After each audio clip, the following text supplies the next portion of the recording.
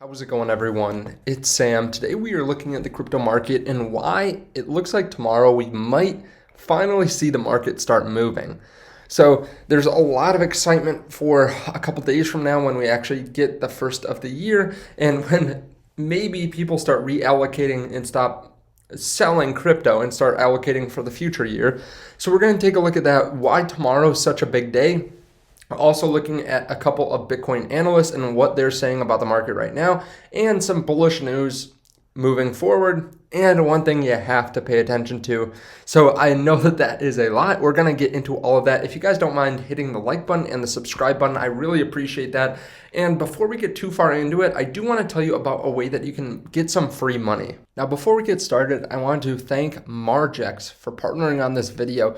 So if you don't know what they do, well, they allow you to trade Bitcoin with up to 100x leverage. They allow you to trade with other cryptocurrencies too. Now, they are doing a big giveaway right now if you use the link underneath the video. So using that link, you will be able to get in and get a 20% deposit bonus at Margex. So you have to sign up and sign in, make a deposit, and get your bonus. So from December 30 to January 10, if you put in $10,000, that's a $2,000 bonus. Now, with that in mind, there are a couple stipulations. So first of all, you have to deposit at least $300 or more on each individual wallet. The bonus will be automatically credited to the corresponding wallet.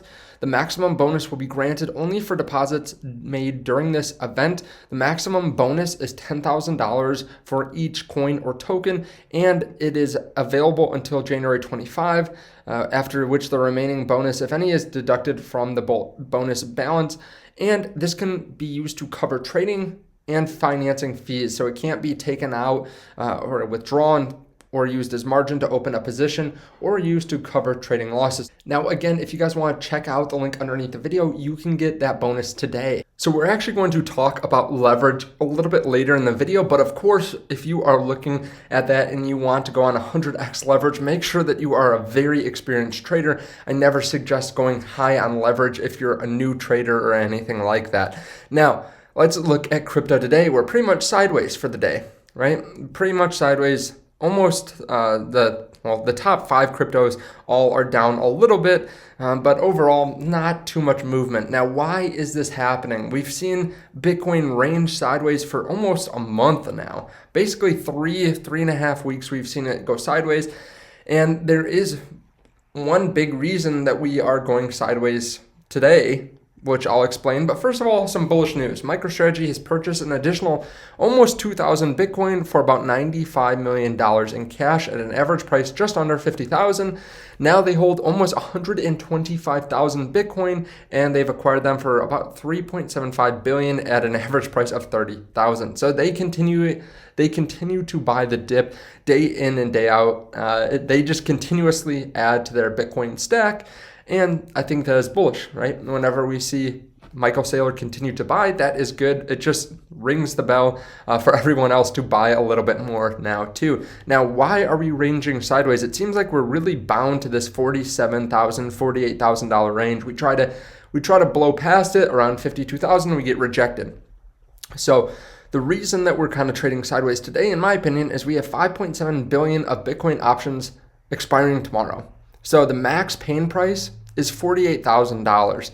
So that is the price where the institutions make the most amount of money, the most number of options expire worthless. Now we do have a large amount of call options at 50,000, so that's something to pay attention to. But overall, we're probably stuck around this $48,000 range for today and tomorrow. But after that, hey, it's the first of the year. We probably won't see too much over the weekend, I would think, but then probably next week, we're probably bound for some volatility. I think possibly to the upside. Willy Woo talked about a week ago, institutional sell-off to book profits is complete. January sees capital redeployment. Holiday season is now retail only, and with it being retail only, Raul Paul has really said this, hey, most of the money that's moving the market right now isn't retail anymore. It's large whales or it's institutions because they're the ones that have this disposable income to move the markets. Retail really isn't doing that much to the markets right now. Sophisticated traders building long positions on calendar futures.